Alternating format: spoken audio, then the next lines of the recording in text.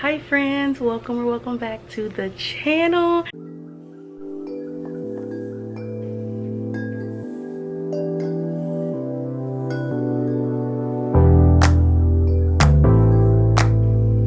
Thank you for tuning in today. If you're new here, hi, I'm Jasmine and we love to talk about books over here.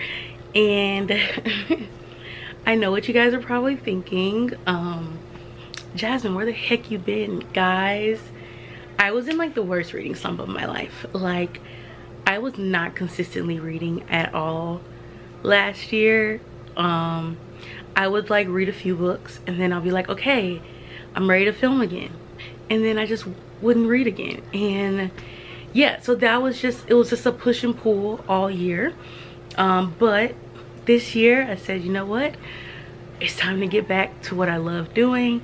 I've missed being able to like escape in the book continuously, and so here we are. And if you saw by the title or saw by the thumbnail, I'm going to be telling you guys my top reads of 2025 of everything I've rated 5 stars, which there aren't many. As you guys know, I'm already very stingy with my 5 stars. Like, to get a 5-star, like, there's literally nothing I would want to change about the book to get a 5-star. And yeah, so I'm not surprised that there are not many, especially because I did not read as many books. I think I read maybe 60 something books, which is still great, but compared to like other years, like that's on the low end for me. So yeah, I want to keep this short so we can go ahead and get into the books. But yeah, wait, did I say everything? Okay, I'm going to trust I said everything, and let's get into my 5-star reads of 2025. I want to start with a series because every book in this series so far has gotten a 5-star. I'm not shocked, but I am shocked. That series that every book has gotten a 5-star is the Throne of Glass series. So my goal, if you remember, I think I said it in like my very first video of 2025, but my goal was to read the Throne of Glass series the year of 2025, and I did that besides Kingdom of Ash. And the reason for that is because I'm truly just terrified of Kingdom of Ash, not because of the size, but just because of how the tandem read ended and not knowing what to expect. So that kept me from reading it before the end of the year. But I have started it and I'm now 50% into it, and I probably will be finishing in the next 1 to 2 days because now I'm hooked and I've already shed tears. And yes, so needless to say, this entire series is definitely going to be a 5-star series for me. I was very nervous, especially about the tandem read, but guys, I thoroughly enjoyed the tandem read. I enjoyed reading Assassin's Blade. I did read Assassin's Blade first, and I'm sorry, I am on the team of reading Assassin's Blade before everything, because it was just like I knew a little backstory going into it. Like, I wasn't completely confused when I went into Throne of Glass. And also I think like reading Assassin's Blade first, it kind of makes you want to hurry up and go into the series, because like now you're like wanting to know, like, okay, like what's everything, because it's a prequel. It is a prequel.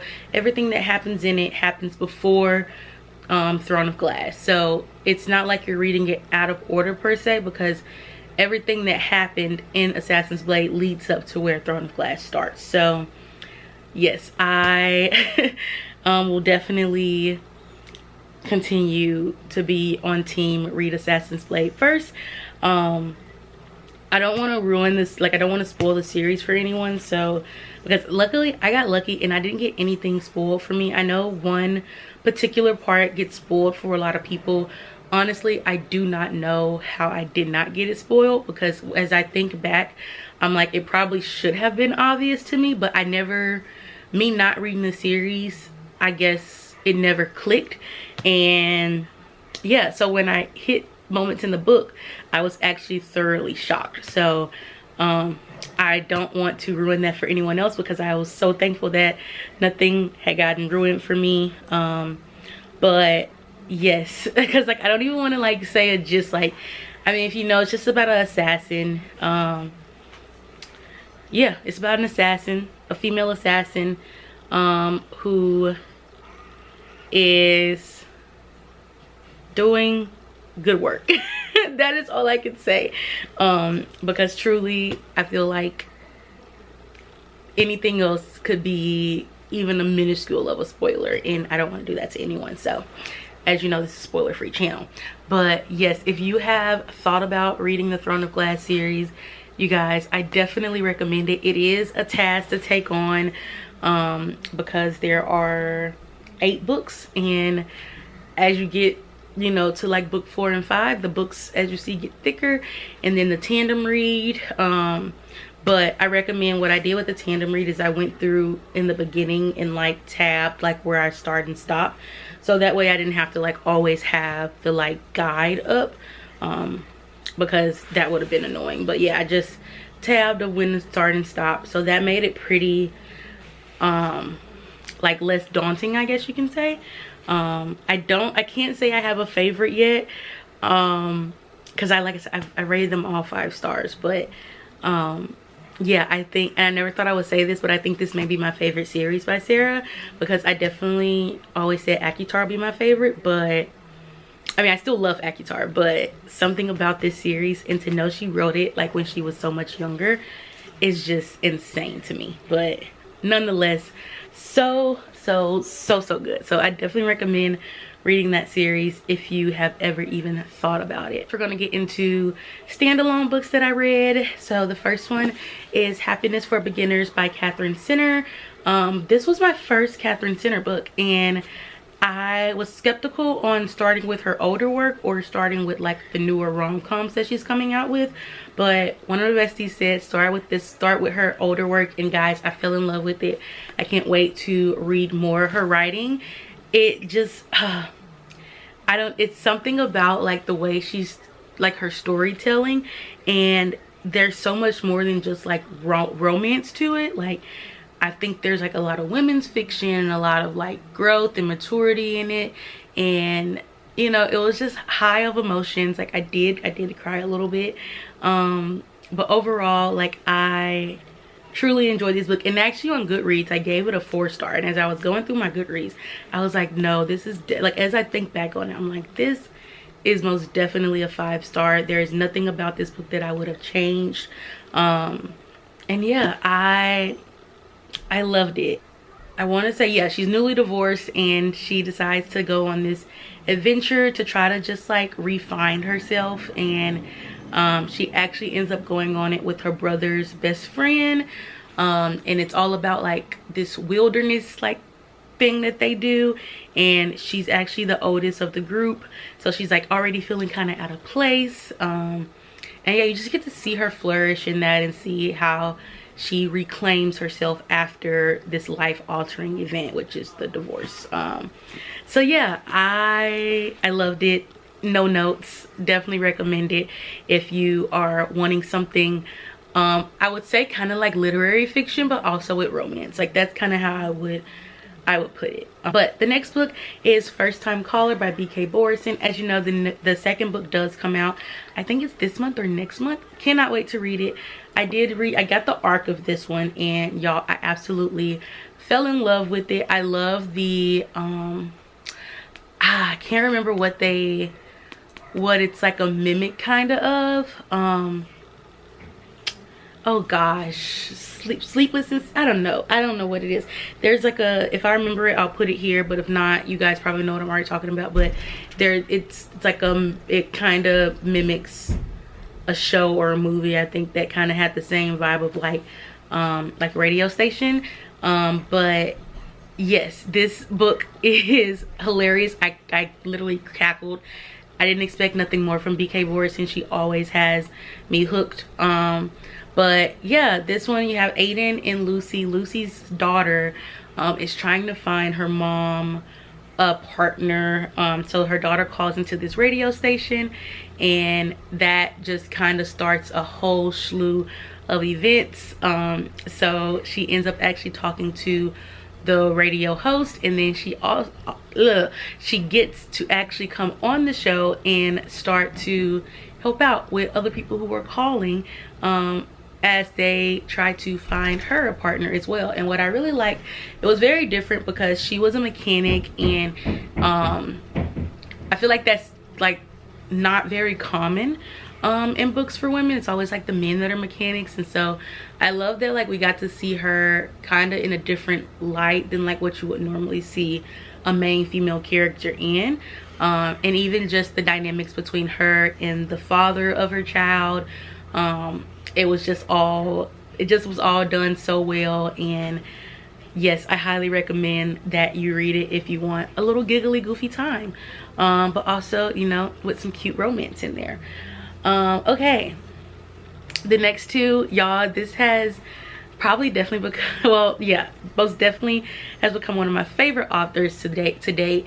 And I love that. I love everything going on for her right now. And I just cannot wait to see what she comes out with next. But I read 2 books by this author this year, and that is Emily Henry. So I read Book Lovers and Happy Place, and both of these got 5 stars from me. Guys, I gave Beach Read 5 stars, but I gave People We Meet on Vacation 3.5 stars, which I did watch the movie. I love the movie. It's just my least favorite book by Emily Henry, but was still very good, especially because Emily Henry can do no wrong. But then I read Book Lovers, and I know a lot of people say this is their least favorite, so I didn't know what to expect. But guys, this book had me crying. Once again, this book had me crying, and I just still think about moments in this book, and I cannot wait to do a reread of this one. I just can't wait to do a reread of all Emily Henry books, to be honest with you. But if there's a book, well, both of these books I read by her this year, I would definitely say I could sit and reread right now. But Nora, she is, I believe she's an author. No, she is a literary agent. And then you have what's the name? Charlie. He is an author, I believe Charlie is the author, and then Nora is the literary agent. But she goes to a very small town with her sister, just kind of as a retreat, and obviously Charlie is there. And yeah, as she, you know, tries to, I guess you could say, give herself a break and once again find herself, her and Charlie start to work together. Like I said, I want to, if I remember correctly, I think Charlie, I want to say he's an author. No, he's an editor as well. Okay, sorry. Yes, they're both editors. I'm just gonna read the back because I'm gonna tell you guys the wrong thing.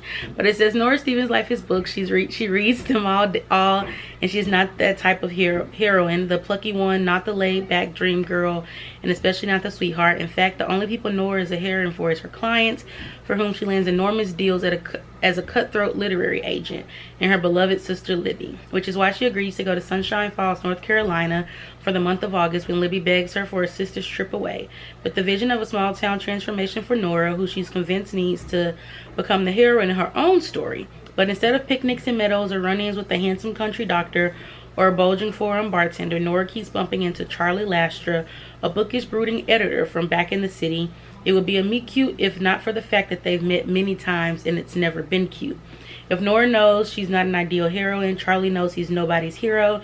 But as they are thrown together again and again in a series of coincidences no editor worth their salt would allow, what they discover might just unravel the carefully crafted stories they've written about themselves. And it was a masterpiece. I'm just gonna say that it was a masterpiece. But then the next book I read by her was Happy Place. Guys, this is my happy place. Oh my gosh, guys, this book is amazing. This book, oh my gosh. So if you have not heard anything about this book yet, but you have 2 people who have been in a very long-term relationship since they met in college, but they broke up and they did not tell their friends, and so they actually end up having to share a bedroom at a cottage when their friend group does like a getaway for the last decade. And it says, only this year Harriet and Wynn are lying through their teeth while trying not to notice how desperately they still want each other. And so they ended up doing a little fake dating to try to, I guess, you know, try to make it seem like they haven't been broken up so that friends won't worry. And yeah, if you can't tell, the cheesing, this book I love. It's the reason these books got 5 stars, guys. The next book is Beg, Borrow, Steal by Sarah Adams. You guys know Sarah Adams always gives me giggly, kicky, cheeks are hurting from blushing feelings. I am so sorry if you hear that drilling. I apologize. They are like working upstairs today. But yes, this book is the 3rd book in the Rome, Kentucky series. The 4th book actually just came out. I cannot wait to read it because I know I'm gonna love it. But this one focuses on Emily and Jack, her most legendary like nemesis. He's the opposite of wonderful hero she dreams about in her double life as a romance writer, which is why Emily was perfectly happy when Jack left Rome, Kentucky mid-school year with his fiance. The last thing Emily saw coming was Jack's return at the start of summer after calling off the wedding and ending his relationship, but he's here to stay as her colleague and her neighbor. Jack is glad to be back, eager to renovate his house and work on the next mystery novel under his best-selling pen name. But when he realizes he's neighbors with the one woman who has always pushed his buttons, he discovers something even more excited about thwarting Emily and her pretty plans to sabotage his return. When their chemistry-fueled animosity is at an all-time high, Emily accidentally sends an email to their school principal that could reveal her secret literary side hustle. She needs to steal back her manuscript, and Jack, she hates to admit, is just the man to help her. Surprisingly, he agrees. Will their unlikely alliance put an end to their rivalry, or could it lead to a steamy plot twist they never saw coming? And that's the, oh gosh, y'all, I cannot wait to dive back into the Rome, Kentucky series. Okay, sorry, of course my battery decided to die in that moment, and now the lighting once again is weird. Okay, are we back? Okay, sorry guys, my camera decided to die. But okay, so the last 2 books, this one I truly did not know. This one I truly did not know what to expect, but it definitely shocked me in the end. And yeah, I gave it a 5 stars. It makes me want to go book a little Airbnb across the country and, you know, just see what life brings me. But it is called The Other Side of Now by Paige Harbison, and it was actually a book of the month pick, and it says 2 lives, 1 chance to get it right. And so you have Meg Bryan, who is the celebrity star, basically is living the life she wanted, but underneath her happiness is as fake as her stage name. So after her 30th birthday party, like, she has a mini breakdown, and so she decides to visit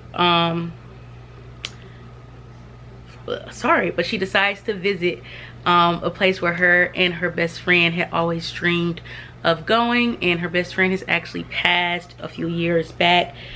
So when she arrives in town, the people don't recognize her.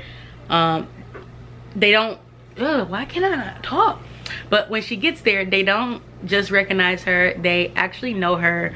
It's very weird because it's almost like she's lived there, she has a life. Like, why on earth would she be confused, essentially, is what everyone is. But it says one where she did move to Ireland as a teenager, one where she never got famous, and most shocking of all, one where Amy is still alive. So but the only thing is, Amy wants nothing to do with Meg. Despite her bewilderment, Meg is clear-eyed about one thing. This is a once-in-2 lifetimes chance to reconnect with her friends and repair what she broke, or else risk losing Amy all over again.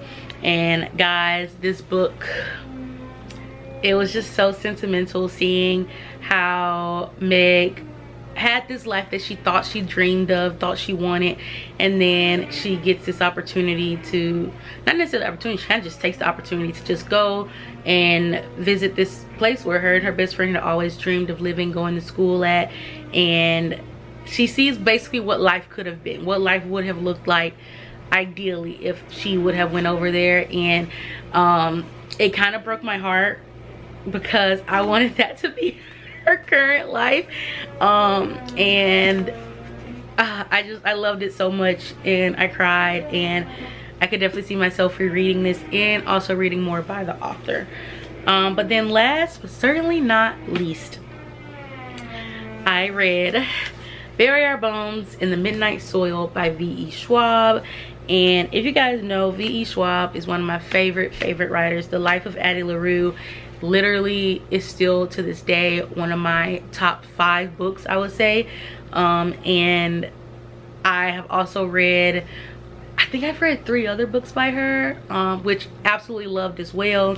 But this one is very close to Invisible Life of Addie LaRue. Like, I don't think anything will ever top that one, but this one was a very close second. So I would say this is my second favorite book by her. But if you have not heard of this book, without confusing you, I guess, there is 3 timelines, 3 different life points, I guess you can say. So the first life point, you have a young girl who grows up wild and willy. Her beauty is only outmatched by her dreams of escape. But Maria knows she can only ever be a prize or a pawn in the games played by men. When an alluring stranger offers an alternate path, Maria makes a desperate choice. She vows to have no regrets. But then you have another timeline, and these are literally like hundreds of years apart. But it says a young woman lives in an idyllic but cloistered life on her family's estate until a moment of forbidden intimacy sees her shipped off to London. Charlotte's tender heart and seemingly impossible wishes are swept away by an invitation from a beautiful widow, but the price of freedom is higher than she could have imagined. And then the third timeline, you have college was supposed to be her chance to be someone new. That's why Alice moved halfway across the world, leaving her old life behind. But after an out-of-the-character one-night stand leaves her questioning her past, her present, and her future, Alice throws herself into the hunt for answers and revenge. And so I would say there's 3 different plot lines, 3 different stories, and I think they all have a meaning behind it. Whereas like the first one is more, I would say, is more about freedom, trying to, especially during the time. So the first one is timestamped for the year 1532. So you can only imagine probably what life looked like at that time. And so I can imagine the itch to want to be free, and you know, be different from society standards. And so that's what I would definitely say that first plot line is about. Whereas the second one, I think it is geared more towards love, and not even per se love like romantic love, just like love as a friendship, and like connection. So that's what I would say that one is. And then the third one, I think truly it's just anger. It's filled with anger. It's filled with, okay, literally everything that could go wrong today has tried to go wrong.